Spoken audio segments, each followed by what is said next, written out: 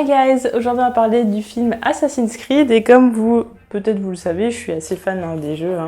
C'est-à-dire que là c'est juste une partie des jeux que j'ai eu. Tout simplement j'ai joué à tous les jeux donc je les ai pas tous finis. C'est-à-dire qu'après le 3, j'ai le 3, vraiment le 3, Assassin's Creed 3. J'ai commencé un petit peu à plus trop les finir, etc. Faudrait que je me les refasse un par un d'ailleurs. Mais voilà, je suis plutôt très fan d'Assassin's Creed, donc je suis à même de pouvoir dire si les références, enfin vraiment si le film a collé aux jeux vidéo. En tout cas, donc au niveau adaptation de jeux vidéo, pour l'instant, on avait donc, l'adaptation qui a été produite par les mêmes éditeurs du jeu tout simplement. On a eu Warcraft, qui était un bon film en soi, vraiment, je trouve ça pas mal. Bon, j'ai pas trouvé que c'était non plus le film waouh, le truc que je vais regarder 50 fois et tout, mais j'ai trouvé quand même pas mal. Bon, après, on va pas se mentir, toutes les autres adaptations de films, en l'occurrence, que ce soit Tomb Raider, il y a quoi, Dead Rising, il y a eu Doom, qu'est-ce qu'il y a eu d'autre? Je me souviens pas, mais en même temps, si je me souviens pas, c'est que c'est pas... Voilà, c'est que c'était pas des films super géniaux, on va dire. Voilà, donc là, Assassin's Creed, donc, ça a été produit par Ubisoft, en partie par Ubisoft, ça a été également produit par Michael Fassbender. Au final, il a décidé de produire le film alors qu'au début, il avait même pas joué au jeu. J'étais en train de me dire, hérésie, le mec, il va jouer à Assassin's Creed, il a joué à aucun des jeux et tout. Au final, bon, il a joué pour se préparer au rôle, hein. Mais bon, pour moi, c'était hérésie, mon dieu, quoi, comme tout le monde d'ailleurs, je pense. Donc ça a été réalisé par Justin Kurzel. Et donc dans ce film, on retrouve une partie de l'équipe du film Macbeth, c'est-à-dire Michael Fassbender, Marion Cotillard. Il y a un des scénaristes aussi du film Macbeth et évidemment Justin Kurzel qui a réalisé Macbeth. Donc est-ce que le film colle aux jeux vidéo? Je vais vous dire ça. En tout cas, c'est un film qui a été beaucoup bâché. Beaucoup ont dit du mal. En fait, il y a vraiment deux écoles. Il y a ceux qui n'ont pas connu le jeu vidéo et qui l'ont trouvé super. Il y en a d'autres qui ont aimé le jeu vidéo et venaient peut-être avec un a priori en se disant peut-être que ça va être nul et du coup qui ont peut-être gardé ça en tête. Enfin, je sais pas. Après, les goûts et les couleurs, c'est chacun, voilà. En tout cas, moi, j'étais la première à bâcher le film avec le trailer parce que le trailer, il est horrible. Je l'ai trouvé... franchement, si le film avait ressemblé au trailer, j'aurais trouvé ça nul, vraiment, parce qu'il y avait des arcs. Après, qu'est-ce que je sais plus, je me rappelle plus ce que j'avais trouvé de pas terrible. Oui, le fait qu'il y ait une espèce de trio avec Callum, comment elle s'appelle, Sophia, et puis le docteur, je me rappelle plus comment il s'appelle. Ça ressemblait un peu justement au personnage d'Assassin's Creed 1 et tout ça, mais qu'en fait, c'est pas vraiment eux. J'avais pas compris vraiment le choix de ça. Donc on va en parler. Donc on a Callum Lynch qui est donc le personnage principal et qui est un descendant d'un assassin qui s'appelle Aguilar qui a vécu au XVe siècle pendant l'Inquisition espagnole, donc c'était souvent autour de Grenade, en tout cas en Andalousie, Grenade, Cadix, etc. Cadiz. Et donc c'est un mec qui est pas très sympa parce qu'au final le mec, la première chose qu'on voit c'est qu'il va aller il est dans le couloir de la mort quoi. On comprend assez vite, je veux dire, à un moment donné il y a un prêtre et tout qui veut le bénir, donc on se dit bon, le mec il est dans le couloir de la mort, il a pas fait des trucs cool. Au final on apprend qu'il a tué un Mac. Dans quel contexte, pourquoi, peut-être c'était un Mac gentil, je sais pas, non je rigole, mais dans quel contexte, en fait on en sait pas plus, on sait juste il a tué un homme. Ok, mais de toute façon c'est justifié parce que comme il a des ancêtres qui sont assassins, ouais, normal quoi. Tout va de pair, forcément il va tuer des gens et tout, des gens lambda dans la rue, qui ont peut-être aucun rapport avec les Templiers, normal. Donc ça c'est pas justifié. Donc en fait on n'en sait pas plus, et donc je reste un petit peu... ok. Donc en fait il y a tout un problème avec les personnages où, au final, on peut pas aller au fond des choses parce qu'on va pas plus loin que ça en fait. C'est-à-dire que Callum, à part savoir, on a vu sa mère, on voit sa mère, on voit son père, on sait que ses parents étaient assassins, on sait qu'il a tué un mec, à part qu'on sait qu'il est violent parce que les assassins sont soi-disant violents, etc. machin, bon... Ça, ouais, non, pas forcément, non. Parce que justement, des personnes qui arrivent à canaliser la violence, justement, en faisant des actes pour essayer de préserver, voilà, pas mal de choses, et dont leurs préceptes, etc. Et là, donc, on a un personnage qui est violent, qui est arrogant, qui est pas très sympa et dont on n'arrive pas à s'attacher à aucun moment. Alors, ok, on est triste parce que bon, on apprend que sa mère a été tuée par son père. Bon, ça, c'est pas vraiment un spoiler parce que c'est dès le début du film, donc voilà. Donc c'est une rancœur qui va garder tout au long du film. Sans vous spoiler, c'était pas nécessaire du tout parce que ça sert pas plus le film qu'autre chose. Donc honnêtement, voilà, le gros point faible, c'est le scénario tout simplement. Par contre, côté réalisation, c'est extraordinaire. C'est vraiment un film qui est très très bien réalisé. Et dans tout, en fait, dans l'ambiance sonore, c'est vraiment là, les percussions, on a l'impression vraiment de se sentir à l'époque et tout. Après, bon, il y a les thèmes musicaux. En fait, on a vraiment un changement entre les thèmes musicaux à l'époque, enfin, de 1492 et à l'époque moderne. Donc vraiment, il y a une transition qui est faite pour essayer que les gens ne se perdent pas. En fait, tout l'enjeu du film aussi, c'était important que les gens ne se perdent pas, que ce soit autant des personnes qui ne connaissent pas Assassin's Creed que des personnes qui connaissent Assassin's Creed. Fallait vraiment que les gens ne se perdent pas. Donc il y a vraiment quand même une espèce de petite coupure, voilà, comment dire, de séparer un petit peu les deux. Mais en tout cas, voilà, la réalisation elle est juste extraordinaire. Niveau visuel et tout, c'est très très beau. Les combats, ils sont vraiment très très bien faits. Mais au niveau visuel, ouais, ils ont fait, ils s'est inspiré d'un peintre italien je sais plus combien de siècles, mais bon, à l'ancienne là, pour voilà, donner un petit aspect un petit peu vieux, mais artistique et tout. C'est vraiment joli. Mais les combats, vraiment, ce qui est bien. D'ailleurs, ce qu'ils ont dit dans l'interview, c'est que c'était vraiment fait exprès que ce soit très réaliste, pas forcément que des trucs propres. Voilà, on veut pas voir du Jackie Chan, quoi. C'est pas ça qu'on a envie de voir. Ce sont voilà, des combats un petit peu, comme ils disaient, un petit peu improvisés, voilà, des trucs qui sont un petit peu plus humains. Les scènes de parcours sont vraiment superbes, sont vraiment top. D'ailleurs, Michael Fassbender a fait beaucoup de cascades lui-même. C'est-à-dire que faire des cascades sur Assassin's Creed, le mec, il a pas fait le truc le plus simple, quoi. Il s'est quand même un petit peu cassé, voilà, quoi. Donc voilà, donc le mec, il s'est vraiment quand même pas mal impliqué dans le film et son jeu d'acteur, il est extraordinaire. Je veux dire, vous enlevez Michael Fassbender, vous mettez... je sais pas, hein, je vais dire un nom de balle, vous mettez Mark Wahlberg, je veux dire, c'est plus le même film, je veux dire, ça y est, on met la clé sous la porte, allez hop, c'est bon, on va brader les billets, c'est fini, hein, c'est mort. Mais non, Michael Fassbender, il est extraordinaire. Bon, il n'y a pas besoin d'Assassin's Creed pour prouver que c'est le cas, mais là, le fait qu'il s'implique, enfin, que ce soit un très bon acteur, qu'il s'implique dans le film, qu'il fasse les cascades lui-même et tout, enfin, pas toutes les cascades, mais quand même une partie des cascades et tout, c'est vraiment bien. Alors après, au niveau des références jeux vidéo et qu'on retrouve dans le film, alors on va voir le saut de la foi, sauf que le saut de la foi, ça n'est pas le vrai saut de la foi, donc on n'a pas le saut dans la paille, c'est la petite synchronisation. Après, tac, on voit au bout des petits trucs en bois, on voit un aigle, et hop, on va faire le saut de la foi dans la botte de paille. Non, parce qu'en fait, c'est pas un...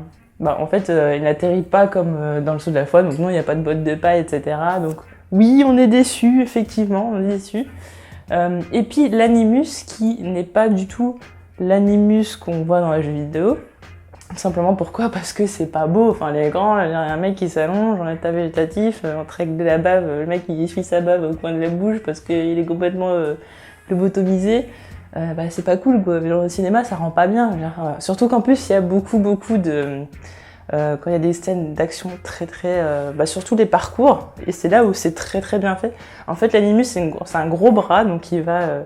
donc on va avoir Callum qui va être dedans. Alors j'ai envie de prendre une peluche ou un truc comme ça pour vous expliquer le truc. Donc on a Callum qui va être dedans, et donc le bras va bouger, etc. en fonction des mouvements de Callum. Et donc on a tout un moment, enfin à chaque fois, où on voit une scène qui se passe en 1492, et puis il y a une transition pour que ça passe à nouveau au présent. Ensuite, en fait, voilà, c'est toujours, à chaque fois, ça se transfère toujours. On a le présent, enfin, on a le passé, le présent, et donc on a beaucoup de scènes comme ça qui sont interverties. Et ce qui fait que c'est quand même, voilà, s'il n'y avait pas eu l'animus comme ça, je veux dire, l'animus avec le mec qui fait du parcours et à côté, le mec qui est comme ça. Voilà, c'est pas intéressant du tout.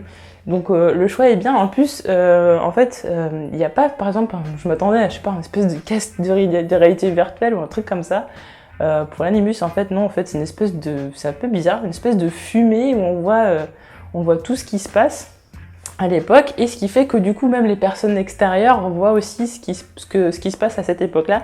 Donc c'est assez bizarre. Et ce qui donne lieu à une scène, la plus belle scène du film, où on a d'autres personnages. En fait, l'animus, un bug, enfin c'est pas vraiment un bug, mais en fait il se passe certaines choses qui font que certains personnages vont apparaître dans l'animus. D'ailleurs, un gros clin d'œil aux jeux vidéo. Mais comme je vais pas vous spoiler, voilà, mais en tout cas c'est une très belle scène, la musique est extraordinaire, au niveau visuel c'est très beau. Et ouais, voilà, l'animus, le choix de l'animus, c'est vraiment une bonne... je trouve que c'est vraiment une bonne idée. Alors, au niveau des personnages, donc, on a aussi Sophia, qui, elle, est celle qui a fait les recherches, etc. Donc, lui, elle, jouée par Marion Cotillard, qui est du côté, évidemment, des Templiers, qui cherche la pomme d'Éden, donc, pour essayer d'éradiquer la violence, etc. Oui, les bisounours, tout ça, il est beau, il est gentil. Ouais, bien sûr. Le père qui, lui, soit fait croire à sa fille que, voilà, lui aussi il veut éradiquer la violence, mais en fait, c'est tout simplement comment on éradique la violence. Eh bien, c'est en enlevant, eh bien, le libre arbitre. Donc, comment, eh bien, rendre tout, rendre le monde entier en esclavage, quoi, tout simplement, en fait. Donc, eh bien, ça, elle a pas l'air d'être trop au courant, mais du coup, en fait, on comprend assez vite qu'il y aura un conflit entre le père et la fille. C'est pas forcément intéressant, ça ressemble un petit peu à ce qui se passe avec, dans Assassin's Creed 1 avec Lucie, Desmond et le docteur Billick, je sais plus, je crois que c'est ça, Billick il me semble. Voilà, alors je me dis pourquoi faire quelque chose, un scénario, enfin des personnages qui sont aussi proches, à part Callum, hein, et rien à voir avec Desmond je trouve, mais pourquoi sinon faire 3 personnages qui soient aussi près du premier film, pourquoi autant pas faire l'adaptation complète du film, ou pourquoi pas du tout changer les personnages, quoi. Dans ces cas-là, on peut faire quelque chose de complètement différent. On est un peu là pour ça, je veux dire, on reprend même pas les mêmes assassins, on n'en parle même pas des assassins du jeu. Pourquoi prendre des personnages qui sont quand même assez proches des personnages qui sont dans le 1, quoi. Là, j'ai pas compris ça. De plus, le film laisse l'impression qu'il y aura une suite. Il faut savoir que le film a fait quand même un gros flop au box-office, tout simplement parce qu'une semaine avant, il y a Star Wars qui est sorti. Et ce n'est pas une bonne idée, je veux dire, tant qu'à sortir un film, laisser le temps que les gens voient Star Wars. Je veux dire, c'est pas n'importe quel film, je veux dire, c'est Star Wars. C'est comme si sorti Seigneur des Anneaux, il y avait Seigneur des Anneaux, vous dites tiens, je vais sortir un film en même temps que le Seigneur des Anneaux. Idée de merde, complètement. Et donc, ouais, donc ça laisse penser qu'on peut avoir une suite, donc si ça se fait, bah je sais pas, parce que bon, je veux dire, entre 150 et 200 millions d'euros de budget juste pour la réalisation du film, donc j'imagine même pas après tout ce qui est publicitaire, etc. Donc là, pour l'instant, c'est pas du tout rentabilisé, loin de là. Mais en tout cas, voilà, ça laisse penser qu'il y aurait une suite. Mais en fait, voilà, le film, niveau réalisation, il est top. Vraiment, visuellement, au niveau sonore, etc. C'est extraordinaire. C'est vraiment top. Le rythme du film est très bon. Aussi, je me suis pas ennuyée, il y a pas un moment où j'étais en train de regarder ma montre ou quoi. En revanche, le scénario... mais à la fin du film, j'étais... Est-ce qu'il manque pas un bout du film ça a été coupé au montage en fait, je sais pas, le mec qui projetait le film, je sais pas, il avait un goûter à 4h et il s'est dit tiens, on va couper le film et on met le générique et puis ça y est, je m'en vais. Je me suis dit attendez, il manque un truc là, il manque quelque chose. En fait, il manque quoi? Tout simplement, il manque de la profondeur au personnage. De 1, on s'attache pas à Callum. De 2, Lucie, voilà, du coup je me trompe avec Assassin's Creed 1. Sophia... au final, voilà, on la voit beaucoup, mais on a envie d'encore en savoir plus, parce qu'on sait qu'il y a certaines raisons personnelles, etc. On apprend quelques révélations, mais on n'en sait pas plus, parce que sûrement qu'ils ont voulu garder pour un 2, et c'est ça où je reproche souvent à des films, c'est de dire j'en dis le moins possible, j'en mets plein les yeux aux gens, j'en dis le moins possible, simplement pourquoi? Parce que je veux absolument que les gens y viennent voir la suite. Sauf que si la suite elle se fait pas, bah en fait, tu t'as foiré ton truc complètement et t'as juste frustré les gens. Et là, je me sens frustrée parce que je me dis, qu'il y ait une suite pour l'instant, bah, c'est pas sûr. Hein. Pas sûr du tout, vu le coût de production, etc. Et donc après, on a le méchant. Oui, là, on a Jeremy Irons, que j'aime beaucoup en tant qu'acteur, même s'il a pas fait des choix de films toujours très... j'ai rien dit. Il a pas fait des choix de films super. Mais oui, qui joue le méchant, etc. Mais sans plus. Sans plus, vraiment sans plus. C'est rien d'extraordinaire. Callum est juste énervant. Pour parler d'un autre méchant, donc en 1492, donc on a un méchant en effet, mais bon, il fait 2 minutes dans tout le film. Limite, il faudra mettre une flèche. Je suis méchant, ha. Voilà. Et aucun intérêt en fait. Il n'y a pas trop de Ouais, ouais, les antagonistes, ils sont pas extraordinaires, quoi. Vraiment, en fait, j'ai pas senti ce truc, je sais pas comment expliquer. Il manquait beaucoup de choses, les personnages, voilà, le fait que je m'attache pas à Callum, c'est-à-dire que c'est le personnage principal, c'est un énorme problème, je veux dire. Le mec, il est juste énervant tout le temps. Il y a aucun moment où j'ai envie d'avoir de l'empathie pour lui. Alors, ok, sa mère, elle est morte, etc. Mais bon, enfin, en même temps, c'est un assassin, voilà, dans tous les cas, il perd des gens, etc. Ok, ça, c'est pas une raison pour aller tuer, je sais pas quoi, se retrouver en tôle, et voilà, enfin bon. C'est. Voilà, donc ouais, j'ai un problème vraiment avec Callum, et puis. Ouais, donc du coup, le rythme du film était très bon, c'est-à-dire que. Bon, par contre, on va avoir quand même, je vais dire, 60-70% de phases modernes, et évidemment 40-30% de phases à l'ancienne, hein, à l'acquisition. Donc dès qu'on a l'acquisition, on a quand même des scènes de combat, etc. Cependant, voilà, on n'a pas encore, comme dans les jeux, j'ai pas ressenti ce truc où je m'intéressais aux personnages. C'est-à-dire qu'on avait Ezio, bon, Connor, on oublie. On avait Altaïr, on avait Ezio, et on s'intéressait aux personnages. Là, on a Aguilar et... Oh, ok, il doit récupérer la pomme d'Éden, nanana, la cacher. Ok, bon, sinon c'est qui? Enfin, il fait quoi? Il a de la famille, il a des amis, enfin, c'est bête, mais je veux dire, Ezio, il avait de la famille, etc. Il y avait tout un truc, des raisons personnelles pour lesquelles il est devenu assassin, etc., etc. Altaïr, il a subi des trahisons, etc. Donc voilà, on a tout un background, quoi, qui est essentiel au truc. Et en fait, dans Assassin's Creed, normalement, c'est vraiment l'époque à l'ancienne qui est le plus importante, et après, on a tout le background, c'est un peu tout ce qui se passe à Abstergo. Là, c'est tout le contraire, c'est le film principal, c'est ce qui se passe à Abstergo. Et après, on a anecdotiquement eh bien, des sublimes combats, anecdotiques, 1, 2, 3, je vais y arriver. De façon anecdotique, eh bien, les combats qui sont super, bon, du coup, qu'on n'oublie pas et qui sont vraiment top, mais voilà, on n'est pas dans l'Assassin's Creed, je suis pas dans l'Assassin's Creed que j'aurais vraiment aimé voir. Même si la réalisation est vraiment top. C'est-à-dire qu'au final, 2 heures, ouais, mais 2 heures, on a vu quoi? Callum qui est en train de dire oui, mais non, l'animus, et puis je sais pas, et puis mon papa, et puis les gens ils sont méchants. Bon voilà, et puis, alors par contre, chose très intéressante, ce sont tous les autres assassins, parce qu'en fait, il va se retrouver à Abstergo, donc il y a évidemment d'autres personnes qui vont bien aller dans leur passé, donc il y a d'autres assassins. Et c'est là où j'aurais aimé avoir un peu plus d'interaction entre Callum et eux. On les voit juste à la cantine, ok, un mec qui donne une pomme pour rigoler, nanana. Tout le monde est persuadé que Callum va les trahir, etc. Mais j'aurais aimé plus d'interaction et tout. Voilà, je suis un peu dubitative. Donc voilà, pour conclure, un film qui est extrêmement bien réalisé. Voilà, niveau visuel, sonore, c'est top. Niveau scénario, les gars, il manque un truc, il manque un bout de film, il manque un bon bout de film, il manque... j'ai un goût d'inachevé, genre je sais pas s'il manquait du budget d'ailleurs, parce qu'en fait, le truc que je retiens, c'est que la réalisation était tellement bien que pendant 1h30, le film il dure 2 heures, on va dire non, 1h45, j'ai oublié qu'il n'y avait pas de scénario. Enfin, que le scénario il n'était pas complet, il était manquant. Pendant 1h45, j'ai oublié ça parce que la réalisation était top, genre j'en avais plein les yeux, etc., plein les oreilles. Et à la fin, quand il n'y a plus de toutes les sbrouffes, les combats épiques, enfin voilà, tout visuellement, voilà, quand il se passe plus trop grand chose à l'écran, mais qu'il y a beaucoup de blabla, ces gens se rendent compte, ouais, il manque quand même quelque chose. Il manque quand même grandement quelque chose. Et c'est pour ça que je comprends à la limite les personnes qui ont bâché le film, parce qu'au niveau scénario, ça n'est complètement pas suffisant. Après, il y a peut-être 2-3 références que j'aurais aimé voir, par exemple. La vision d'Aigle. À un moment donné, on a juste une petite anecdote sur d'où vient le nom d'Assassin, donc on a un tout petit truc par rapport à peut-être à Altaïr. Je comprends qu'ils voulaient pas faire un film fanservice, hein, tout simplement parce que quand on fait un film fanservice, c'est comme quand on va à un dîner, que tout le monde se connaît et que c'est en train de se faire des private jokes, en fait ça t'intéresse pas, quoi. C'est complètement ça.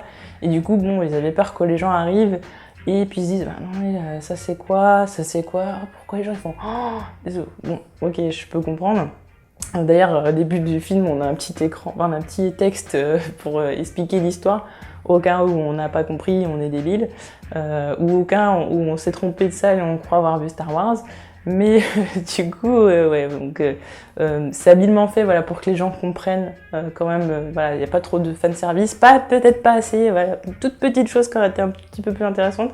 voilà, apporter de la profondeur au personnage. La fin, elle est très très bizarre. Bon, bref, bon. Voilà, donc en gros, voilà, il manque beaucoup de choses, même si visuellement c'était incroyable. Mais voilà, c'est clairement un film pour faire une suite. Ça fait un peu penser au film Marvel, c'est-à-dire qu'il n'y a pas grand-chose, c'est une enveloppe. Dans le fond, il n'y a pas grand-chose, simplement parce que quoi? Ah bah oui, on va faire un 2, oh bah oui, on va faire un 3, puis oh regardez le spin-off, et regardez le... Ouais, non, ouais. Voilà, donc là, c'est complètement pour se vendre. Mais en tout cas, voilà, c'était pas un film si mauvais que ça, hein. Si je devais lui donner une note, je lui donnerais, on va dire sur 5. Allez, je vais dire 3,7 sur 5 parce que la réalisation était vraiment top. Vraiment. Pour ça, je vous conseille d'aller le voir, hein, vraiment. Je vous ferai un avis en plus du mien, en espérant. Je pense pas vous avoir trop spoilé, donc je pense pas vous avoir gâché le film. Ouais, 3,7 sur 5, je dirais. Et le reste, voilà, c'est vraiment parce qu'il manque beaucoup de choses dans le scénario, dans la profondeur des personnages. Et voilà, en tout cas j'espère que vous aurez aimé cette review sur Assassin's Creed. Il fallait que je la fasse, ça me tenait à cœur de le faire. J'espère que vous avez apprécié et on se retrouve très vite pour d'autres vidéos. Salut!